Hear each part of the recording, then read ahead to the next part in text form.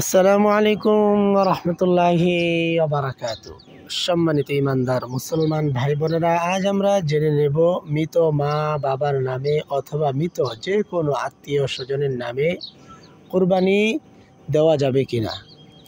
আর মৃত আত্মীয় স্বজনের নামে কুরবানি দেওয়ার পর সে গোশতের বন্টন কিভাবে করতে হবে, সেই সম্পূর্ণ নিয়ম আমরা আজকের ভিডিওটিতে শিখে নেব ইনশাআল্লাহ। তাহলে আসুন আমরা জেনে নেই মৃত মা বাবার নামে অথবা আত্মীয় স্বজনের নামে কুরবানি দেওয়া যাবে কি না। আল্লাহ রসুল সাল্লাল্লাহু আলাইহি ওয়াসাল্লাম সাহাবীদেরকে জানাইছেন যে মানুষের পক্ষ থেকে আল্লাহর জন্যে কুরবানি দেওয়া হয় 4 প্রকার। 1 নম্বর হচ্ছে নিজের ওপর ওয়াজিব কুরবানি, আরেকটি হচ্ছে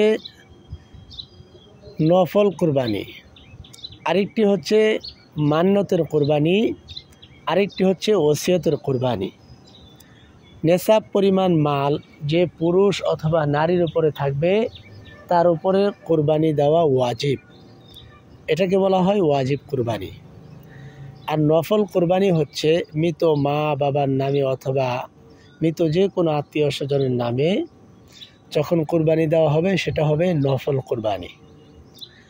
আর ওসিয়তের কুরবানি আর মান্নতের কুরবানি, অর্থাৎ যে কোনো কাজের জন্যে মান্নত করেছে অমুক কাজটা হলে আমি কুরবানি করে ফেলবো, সেটা মান্নতের কুরবানি। আর ওসিয়তের কুরবানি হচ্ছে মা বাবা সন্তানকে ওসিয়ত করে গেল যে আমি মারা যাওয়ার পরে প্রতি বছর আমার সম্পদ রয়েছে, আমার সম্পদ থেকে তোমরা কুরবানি দেবে, এটা হচ্ছে মান্নতের কুরবানি, ওসিয়তের কুরবানি। সেজন্য ইমানদার মুসলমান ভাই বোনেরা অবশ্যই মা বাবার নামে মৃত মা বাবার নামে কুরবানি দিলে কুরবানি হয়ে যাবে, তবে সেটা নফল কুরবানি হবে। তবে আপনার উপর যেটা করণীয় সেটা হচ্ছে প্রতি বছর আপনি বেঁচে আছেন, আপনার উপরেই কুরবানি ওয়াজিব। এবার যদি আপনার সাধ্য থাকে তো আপনার ওয়াজিব কুরবানির পাশাপাশি আরেকটি ছাগল অথবা গরুতে আরেকটি অংশে নিজের মা বাবার নামে মৃত আত্মীয় স্বজনের নামে সমস্ত উম্মতের নামে আপনি কুরবানি করতে পারেন, কোনো সমস্যা নেই। তবে আমাদের কুরবানি কবুল না হওয়ার জন্যে গুরুত্বপূর্ণ একটা ভুল, সেটা হচ্ছে আমরা যে ভুলটা করি, মারাত্মক ভুল, সেই ভুল হচ্ছে আমরা বলি যে আমার নামে, আমার মার নামে, আমার বাবার নামে, আমার স্ত্রীর নামে, আমার ছেলের নামে। না, কারো নামে কোরবানি হবে না। কোরবানি শুধুমাত্র আল্লাহ পাকের জন্য হবে। কোরআনের ভিতরে সবচেয়ে ছোট সূরার নাম সূরাতুল কাউসার। এই সূরার ভিতরে আল্লাহ পাক বলেন ফাসাল্লি লিরাব্বিকা ওয়ানহার।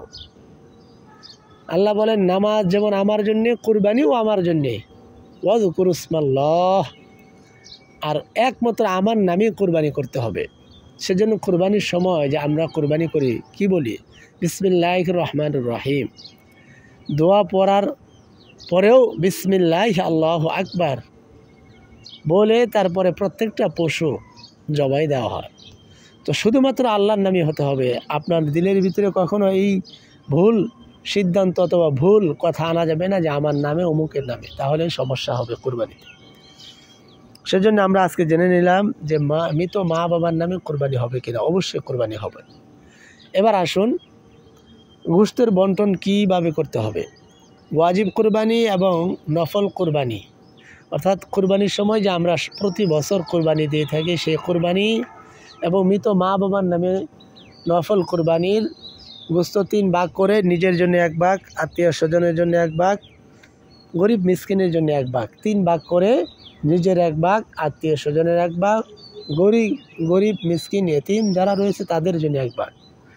আর মান্নতের কুরবানি আর ওসিয়তের কুরবানির সম্পূর্ণ গোশত বানিয়ে আল্লাহর নামে দিয়ে দিতে হবে তাদের সওয়াবের উদ্দেশ্যে।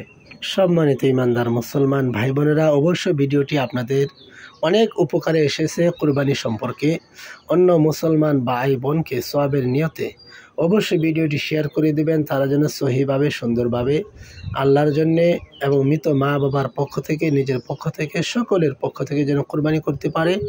আল্লাহ পাক আমাদের সকলের কুরবানিকে কবুল আর মঞ্জুর করেন। ছোট্ট করে একটি লাইক করে দেবেন, ভিডিওটি অবশ্যই শেয়ার করে দেবেন, কমেন্ট করে আপনার মতামত জানিয়ে দেবেন, আর নতুন হলে সাবস্ক্রাইব করে পাশেই থাকবেন। আসসালামু আলাইকুম ওয়া রাহমাতুল্লাহি ওয়া বারাকাতুহু।